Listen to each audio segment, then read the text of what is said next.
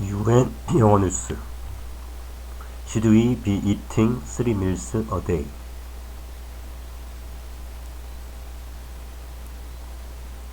The idea that we should eat 3 meals a day is surprisingly modern. How many meals a day is best for our health? It's likely you eat 3 meals a day. Modern life is designed around this way of eating. We are told breakfast is the most important meal of the day. We are given lunch breaks at work, and then our social and family lives revolve around evening meals. But is this the healthiest way to eat? Before considering how frequently we should eat, scientists urge us to consider when we shouldn't. Intermittent fasting, where you restrict your food intake to an 8-hour window, is becoming a huge area of research. Giving our bodies at least 12 hours a day without food allows our digestive system to rest, says Emily Manoogian, clinical researcher at the Salk Institute for Biological Studies in California, and also of a 2019 paper entitled When to Eat. Rosalind Anderson, an associate professor at the University of Wisconsin's School of Medicine and Public Health, has studied the benefits of a calorie restriction, which is associated with lower levels of inflammation in the body. Having a fasting period every day could reap some of these benefits, she says. It gets into the idea that fasting puts the body in a different state, where it's more ready to repair and surveil for damage and clear misfolded proteins. Misfolded proteins are faulty versions of ordinary proteins, which are molecules that perform a huge range of important jobs in the body. Misfolded proteins have been associated with a number of diseases. Intermittent fasting is more in line with how our bodies have evolved, Anderson argues. She says it gives the body a break, so it's able to store food and get energy to where it needs to be, and trigger the mechanism to release energy from our body stores. Fasting could also improve our glycemic response, which is when our blood glucose rises after eating, says Antonio Paoli, professor of exercise and sport sciences at the University of Padova in Italy. Having a smaller blood glucose increase allows you to store less fat in the body, he says.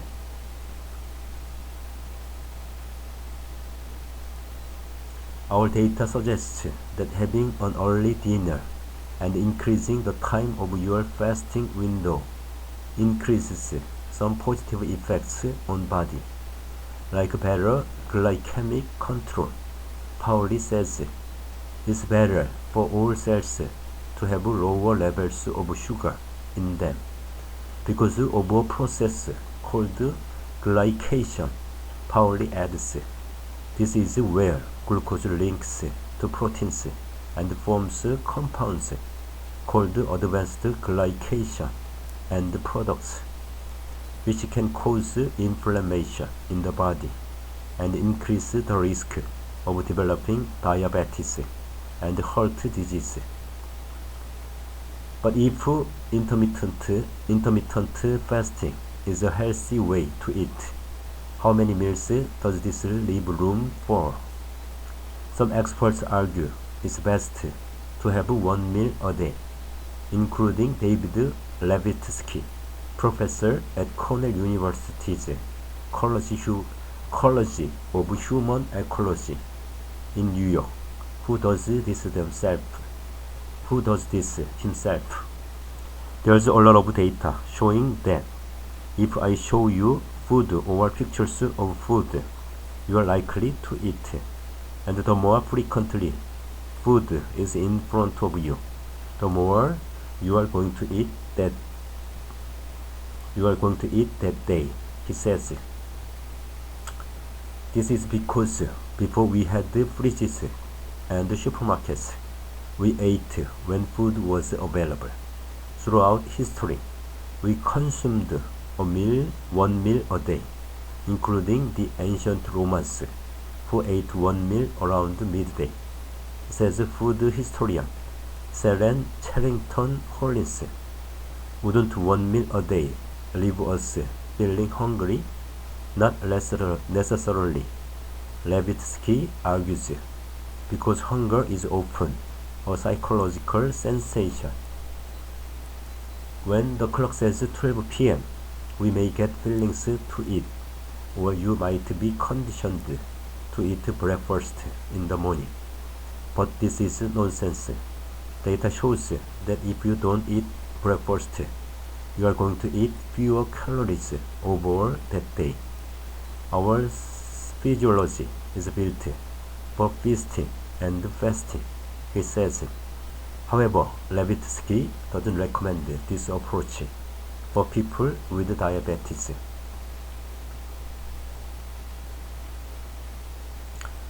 But Manugan doesn't recommend sticking to one meal a day, since this can increase the level of glucose in our blood when we are not eating, known as fasting glucose. High levels of fasting glucose over a long period of time is a risk factor for type 2 diabetes. Keeping blood glucose levels down requires eating more regularly than once a day, Manugan says, as this prevents the body thinking it's starving and releasing more glucose when you do eventually eat in response. Instead, she says 2 to 3 meals a day is best, with most of your calories consumed earlier in the day. This is because eating late at night is associated with cardiometabolic disease, including diabetes and heart disease. If you eat most of your food earlier on, your body can use the energy you feed it throughout the day, rather than it being stored in your system as fat, Manugan says. But eating too early in the morning should be avoided too, she says, as this wouldn't give you sufficient time to fast. Also, eating too soon after waking up works against our circadian rhythm, known as our body clock, which researchers say dictates how the body processes food differently throughout the day. Our bodies release melatonin overnight to help us sleep, but melatonin also causes the creation of insulin, which stores glucose in the body. Because melatonin is released while you are sleeping, the body uses it to make sure we don't take in too much glucose while we are sleeping and not eating, Manugan says. If you take in calories when your melatonin is high, you get really high glucose levels. Consuming a lot of calories at night poses a significant challenge to the body, because if insulin is suppressed, your body can't store glucose properly. And as we know, high levels of glucose over long periods of time can increase the risk of developing type 2 diabetes. This doesn't mean we should skip breakfast altogether, but some evidence suggests we should wait an hour or two after waking up before we crack open the eggs. It's also worth remembering that breakfast, as we know and love it today, is a relatively new concept. The ancient Greeks were the first to introduce the concept of breakfast. They'd eat bread soaked in wine. Then they had a frugal lunch, then a hearty evening meal, says Charrington Hollins. Initially, breakfast was exclusive to aristocratic classes, says Charrington Hollins. It first caught on in the 17th century, when it became the luxury of those who could afford the food and the time for a leisurely meal in the morning. The concept today of breakfast being the norm came about during the Industrial Revolution in the 19th century and its introduction of working hours, says Charrington Hollins. Such a routine lends itself to 3 meals a day. The first meal would be something quite simple for the working classes. It might be street food from a vendor or bread. But after war, when availability of food diminished, the idea of eating a full breakfast wasn't possible, and a lot of people skipped it. The idea of 3 meals a day went out the window, says Charrington Hollins. In the 1950s, breakfast becomes how we recognize it today: cereal and toast. Prior to that, we were happy to eat a piece of bread with jam.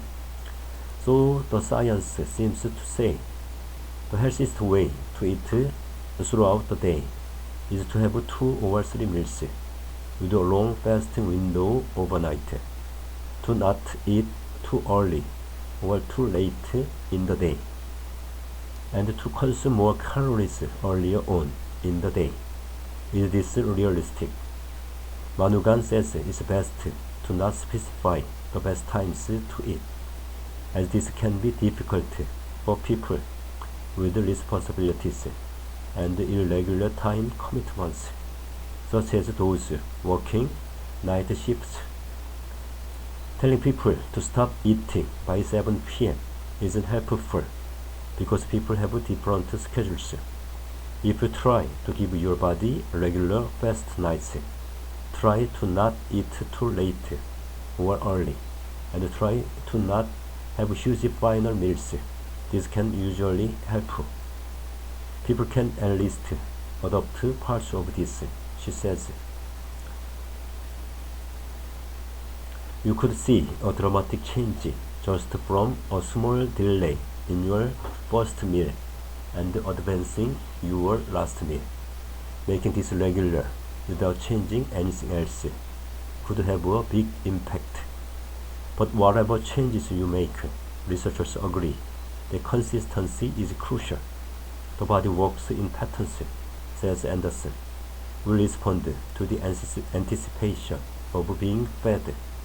One thing intermittent fasting does it imposes a pattern, and our biological systems do well with a pattern. She says the body picks up on cues to anticipate our eating behaviors, so it can best deal with the food when we eat it. When it comes to how many meals we deem normal, Charrington Hollins is seeing change on the horizon. Over the centuries, we've become conditioned to 3 meals a day, but this is being challenged now, and people's attitude to food is changing. We have more sedate lifestyles. We are not doing the level of work we were doing in the 19th century, so we need fewer calories. I think long term we will be reducing back to a light meal than a main meal, depending on what happens work-wise. Our working hours will be the driving force. When we came off rations, we embraced 3 meals a day because there was suddenly an abundance of food. But time goes on. Food is everywhere now.